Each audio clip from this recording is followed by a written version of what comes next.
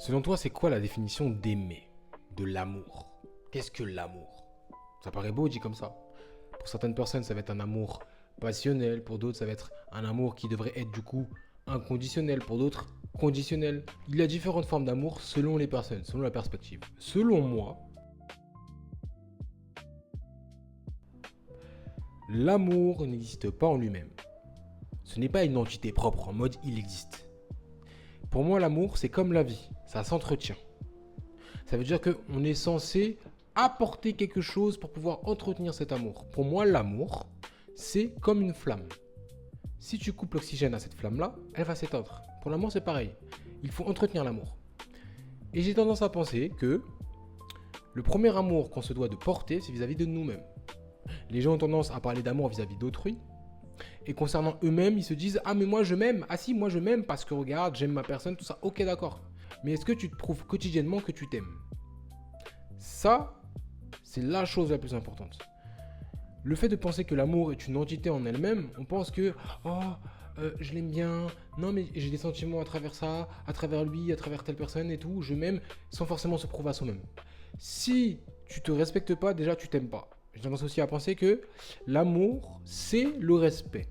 Il y a énormément de personnes qui ont tendance à mettre l'amour avant le respect dans leurs relations intimes. Et c'est justement pour ça que ces fameuses relations finissent par se terminer. Il y a un malentendu. Le respect se doit d'être avant l'amour. Maintenant, j'ai tendance à voir la chose d'un point de vue un peu plus individuel. Selon moi, l'amour en lui-même entre deux personnes, ça fait du 1, c'est-à-dire une personne, plus une autre personne. Et ça est égal à 3. Parce que deux personnes qui se mettent ensemble sont censées apporter un plus supplémentaire dans leur vie. C'est quelque chose de nouveau, littéralement. Mais de ce fait, on doit déjà se concentrer sur le 1. Beaucoup trop de personnes ont tendance à négliger cet aspect-là de la vie, notamment de l'amour. Elles n'entretiennent pas leur amour individuel. Tout se doit d'être entretenu. Donc passer par des preuves. Le fait de prouver son amour, c'est ça, aimer, grossièrement dit. On reprend l'exemple du premier rendez-vous.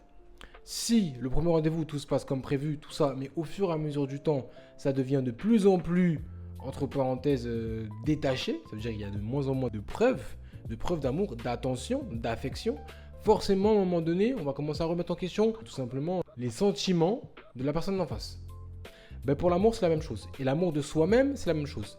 J'ai tendance à penser que les gens ont énormément de pensées limitantes concernant tout ce qui est justement l'amour de soi, estime de soi, confiance en soi. C'est très important, mais c'est quelque chose qui doit se prouver quotidiennement. La vie en elle-même est un meilleur exemple selon moi. Comme j'ai pu dire, la vie c'est comme l'amour. L'amour c'est comme la vie, ça s'entretient. Si tu t'arrêtes de manger pendant 1 an, potentiellement, logiquement, tu devrais mourir. Si tu arrêtes d'alimenter ton corps, potentiellement, tu devrais mourir. Pourquoi l'amour est en adéquation avec la vie? Parce que la vie est évolution. La vie, c'est mouvement. Si tu ne maintiens pas ton énergie corporelle, tu ne peux pas, entre parenthèses, apporter l'alimentation nécessaire pour tout simplement que tu puisses être en vie.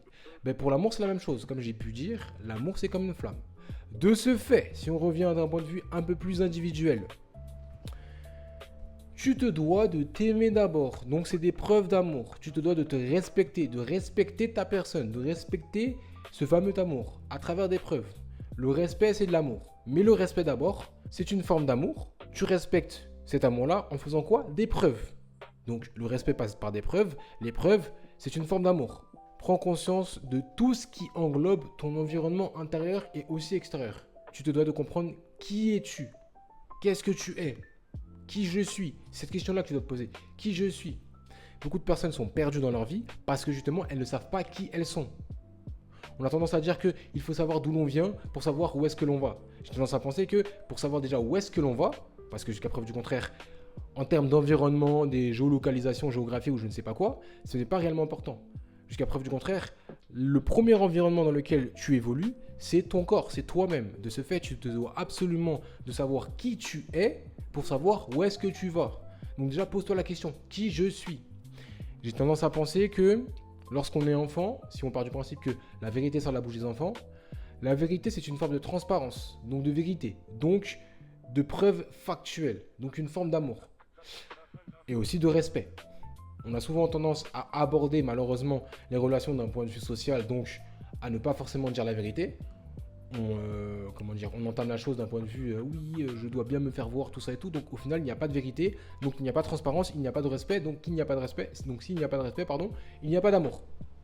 Et ça, c'est problématique. Donc, embrasse la vérité, reconnecte-toi à ton âme d'enfant. Et j'ai aussi également tendance à penser que si tu as un rêve, une ambition, c'est propre à ton âme, à ton cœur, à ce que tu veux, à ton esprit, à ce que tu veux faire. Simplement, à travers le temps, les gens finissent par justement ne pas passer par les épreuves supplémentaires de la vie et mettent leurs rêves de côté. De ce fait, tu ne dois pas être corrompu par la vie et tu te dois de continuer à te battre pour tes objectifs, tes ambitions, tes rêves. Bien évidemment, il est censé y avoir une forme d'alignement. Ce que je veux dire par là, c'est que quoi qu'il arrive, c'est quelque chose qui s'entretient. Beaucoup de personnes sont perdues dans leur vie parce que justement, elles n'ont pas entretenu leur authenticité. C'est-à-dire ce rapport avec leur rêve qui leur est sûrement cher. De ce fait, c'est une preuve de respect, c'est une forme d'amour. Lorsque tu es transparent avec toi-même, tu t'aimes, littéralement. Beaucoup trop de personnes ont tendance à se mentir à elles-mêmes. Elles se disent « Ah mais moi je m'aime. Pourquoi tu t'aimes ?»« Ah mais parce que je m'aime en fait. Voilà quoi, j'ai rien à prouver. » Et cette phrase-là, franchement, c'est la phrase qui tue l'humanité. Je n'ai rien à prouver. La constance, la discipline, la régularité, c'est ce qui fait de gros résultats sur le long terme.